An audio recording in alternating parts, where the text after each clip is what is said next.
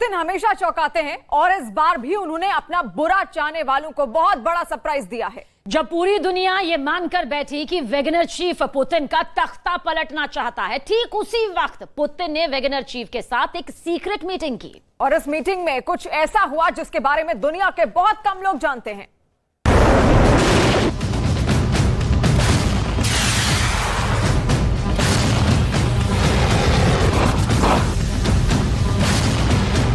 Ukraine की जंग में अब वो हो गया है जिसका भरोसा पूरी दुनिया में किसी को नहीं हो रहा है।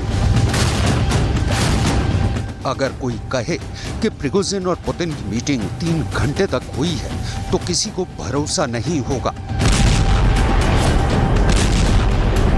लेकिन ये एकदम 100% सच है। पूरी दुनिया हैरान हो रही है कि जिस प्रिगोजिन के बारे में कहा जा रहा था कि वो पुतिन का जानी दुश्मन है, वही आखिर पुतिन के कैंप में कैसे पहुंच गया। आखिर इस मुलाकात की खबर का पूरा सच क्या है, ये हम आपको बताने वाले हैं। हम आपको ये भी बताने वाले हैं कि आखिर पुतिन और प्रिगोजिन के बीच क्या बातचीत हुई है। सबसे पहले देखिए ये तस्वीरें।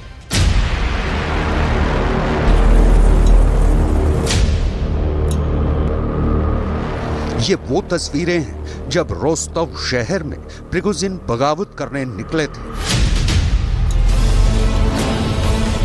23 जून को प्रिगोजिन की बगावत हुई थी और 29 जून को प्रिगोजिन और पुतिन की मुलाकात हो गई। यानी सिर्फ 5 दिन के बाद ही क्या पुतिन और प्रिगोजिन का पैचअप हो गया। यही नहीं, पुतिन ने वैगनर चीफ को अफ्रीका में सोने की खदान रखने की भी इजाजत दे दी है। अब आपको इस मुलाकात की पूरी इनसाइड स्टोरी बताते हैं। पुतिन की टीम ये जानती थी कि जब तक वैगनर चीफ के रूस में होने की बात कही जाएगी, तब तक अंतर्राष्ट्रीय मीडिया और खासकर अमेरिका का समर्थन करने वाला मीडिया पुतिन की छवि को खराब करने की कोशिश करता रहेगा। इसलिए पुतिन की टीम ने फौरन ये संकेत कर दिए कि प्रिगोजिन अपनी सेना के साथ बेलारूस चला गया और वहां भी तरह तरह की अफवाहें फैलाई गईं। उनमें से एक अफवाह ये भी फैलाई गई कि प्रिगोजिन के कमरे में कोई खिड़की ही नहीं है, क्योंकि उसको डर है कि पुतिन प्रिगोजिन को मार देंगे। ज़ेलेंस्की, बाइडेन सब यही सोचते रहे कि पुतिन बगावत में फंस चुके हैं। ज़ेलेंस्की चैन की सांस ले रहे थे कि अब पुतिन के खात्मे की घड़ी आ गई है, लेकिन पुतिन को ये पता है कि कठिन परिस्थितियों में कैसे नियंत्रण स्थापित करना है। पुतिन ने वैगनर चीफ को अपने कंट्रोल में ले लिया और 29 जून को वैगनर चीफ को उसके वैगनर कमांडरों के साथ मीटिंग के लिए बुलाया गया। प्रिगोजिन ने जिस तरह से रोस्तोव में बगावत करके पुतिन की इमेज को नुकसान पहुंचाया था, प्रिगोजिन की ये हिम्मत नहीं हो रही है कि वो पुतिन के सामने बैठ भी सके। जाहिर सी बात है कि पुतिन ने ही प्रिगोजिन को बैठने की इजाजत दी होगी और तब प्रिगोजिन अपने कमांडरों के साथ पुतिन से मीटिंग शुरू करता है। प्रिगोजिन और पुतिन के बीच 3 घंटे की मीटिंग होती है। दोनों के बीच क्या बात हुई है ये आगे बताएंगे, लेकिन पहले सुनिए रूस के राष्ट्रपति भवन की तरफ से जारी किया गया बयान।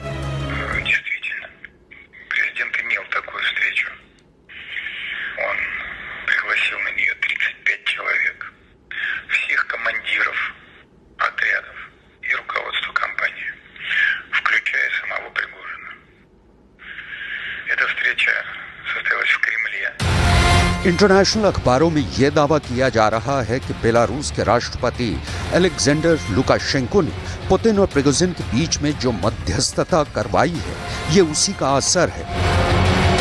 इस बैठक में पुतिन ने कहा कि मैं कैसे ये यकीन करूं कि तुम दोबारा कुछ गड़बड़ नहीं करोगे और बगावत नहीं करोगे। इस पर प्रिगोजिन ने पुतिन से कहा कि मैं और मेरे सैनिक और सारे वैगनर कमांडर पुतिन के प्रति ही वफादार हैं और रहेंगे। इसके बाद पुतिन ने दोबारा पूछा कि फिर रोस्तोव में बगावत करने का ख्याल भी तुम्हारे मन में कैसे आया। इस पर प्रिगोजिन ने जवाब दिया कि मेरे कैंप पर पहले हमला किया गया था, इसलिए मुझे सड़कों पर आना पड़ा। ये बगावत नहीं थी, मैं अपनी मातृभूमि रूस के लिए अपनी जान भी दे सकता हूँ।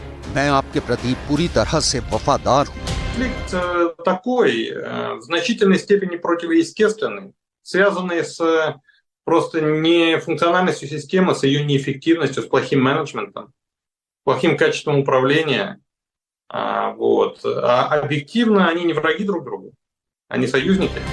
3 घंटे तक प्रिगोजिन और वैगनर चीफ के साथ मुलाकात और बातचीत चलती रही, जिसमें प्रिगोजिन पुतिन को सहमत करने की कोशिशों में सफल हुआ।